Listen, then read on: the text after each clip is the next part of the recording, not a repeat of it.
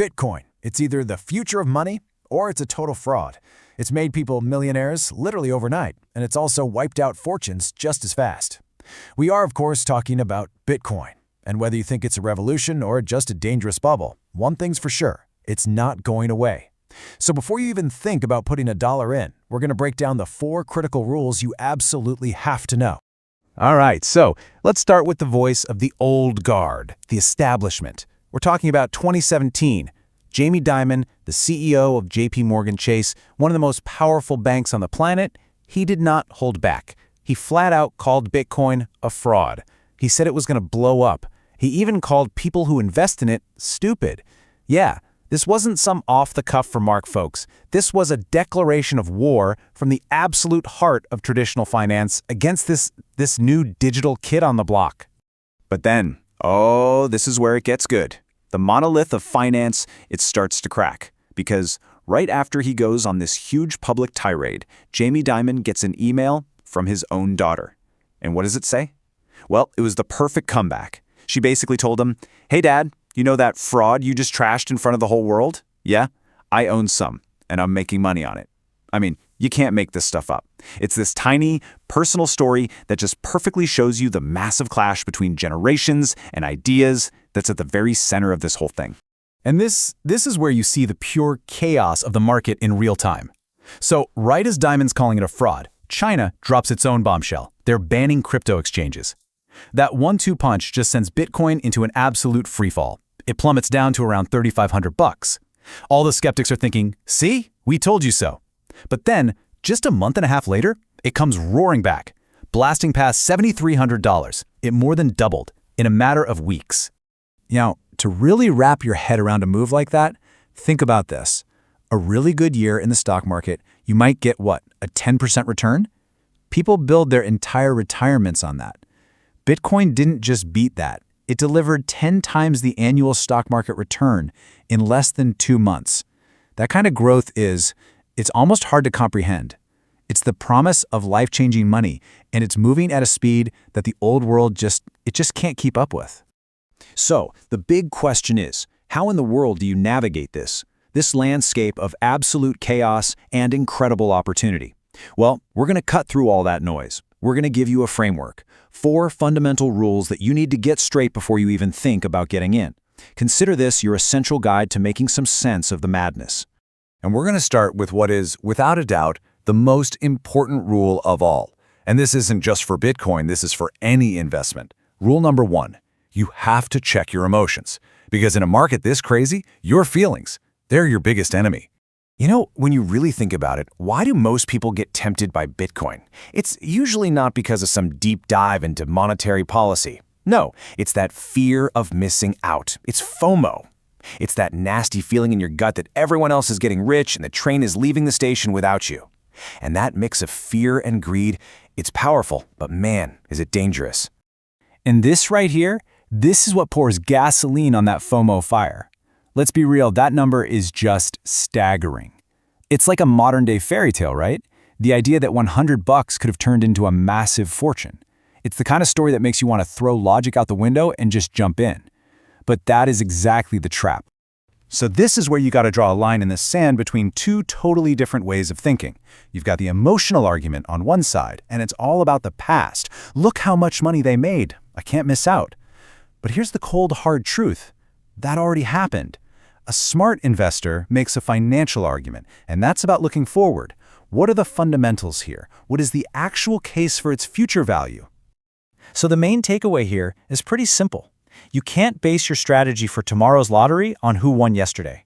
That rocket ship has already taken off. Your decision to invest can't be based on wishing you were on board. It has to be a clear-eyed look at where it might be going next. And that brings us perfectly to our second rule. Because if you're going to make a solid financial argument, well, you've first got to understand what it is you're actually buying. Rule number 2, know the asset. Okay, so what is Bitcoin? At its heart, it's a cryptocurrency. And the key word, the one that changes everything, is decentralized. What that means is nobody's in charge. Not the US government, not the Federal Reserve, not a huge bank like JP Morgan. It runs on a network that doesn't answer to any single boss. And this really shows you how revolutionary this whole idea is. The money we use every day, it's called fiat money, it's all controlled by governments. And if they want, they can just print more of it, which, makes the money you have in your wallet worth less over time. That's inflation. Bitcoin is the complete opposite. It's a peer-to-peer network, and this is the crucial part. Its supply is absolutely 100% finite. But this whole idea of decentralization, it creates a massive dilemma. On the one hand, its greatest feature is that no central bank can just print more and devalue it. But on the other hand, the very institutions it's challenging, we're talking governments, central banks, they aren't just going to give up their control over the money supply without a fight. We've already seen that happen in places like China. It is a constant battle. Which, of course, brings up a really practical question. For all the talk about it being a digital currency, can you actually go buy a cup of coffee with it? As of right now, the honest answer is not really, not in most places. Getting people and businesses to actually use it is still a huge hurdle. I mean, if you can't easily spend it, is it really a currency? But, and this is a big but, there are these little hints of what might be coming. For example, some huge news broke not too long ago. Amazon, the biggest online retailer in the world, quietly bought up 3 internet domain names all related to cryptocurrency. Now, what does that actually mean? Nobody knows for sure. But if a giant like Amazon ever started accepting Bitcoin, well, that would change the entire game.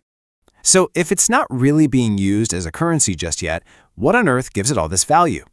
The answer is the oldest, most basic rule in economics: supply and demand. So first, let's talk about demand. Every single time Bitcoin makes headlines around the world or some story goes viral, you get a brand new wave of people wanting to buy in. Every story about the price going up just creates this feedback loop, pulling more and more people in and driving that demand even higher. So you've got this potentially endless demand from the entire world, but what about the supply? This right here is the absolute most important part of Bitcoin's design. Unlike dollars or euros or any other government currency that can be printed forever, the supply of Bitcoin is permanently, mathematically capped. And here it is. This is the magic number. There will only ever be 21 million Bitcoin. Ever. Once the last one is created, that's it. No more. So you do the math, right? You have growing demand from all over the world chasing a supply that is totally fixed. Basic economics tells you the price really only has one way to go. And that, in a nutshell, is the core financial case for Bitcoin. Okay, so you've got your emotions in check. You understand the basics of the asset. Now we get to the practical stuff. Rule number 3, know the process. How do you actually go about buying this stuff if you decide it's something you want to do? Well, the process itself is actually pretty simple, but you can't just log into your normal stock trading account. Nope, you need a special cryptocurrency exchange. From there, it's really just a matter of finding one you trust, making sure you're following your local laws, putting some regular money into your account, and then placing your order to buy. But there are some really important things you have to keep in mind. First, the rules and regulations are completely different depending on where you live. Second, you have to do your homework on the platform you choose. Our source mentioned Coinbase is a pretty user-friendly one, but always do your own research. And maybe most importantly, you do not need thousands of dollars to start. You can buy just a tiny piece of a Bitcoin, which is a fantastic way to dip your toes in the water without taking a huge risk. And that leads us to our last rule. And it's kind of the mirror image of our very first rule. You learned how to control your fear. Now you've got to learn to control your greed. Rule number 4, check your greed. This is that little voice inside your head that can absolutely wreck your profits. You've made a good return, you're up, but then the voice kicks in. The FOMO comes back, but this time, it's the fear of missing out on even more gains. What if I sell now and it doubles again next week? I'll feel like an idiot. This is the trap. This is how people get frozen, riding an investment all the way up and then all the way back down again, watching all those profits just disappear because they couldn't bring themselves to sell. So how do you fight that? Well, the source we're looking at suggests a really smart strategy. Don't think of it as an all or nothing choice. Sell in stages.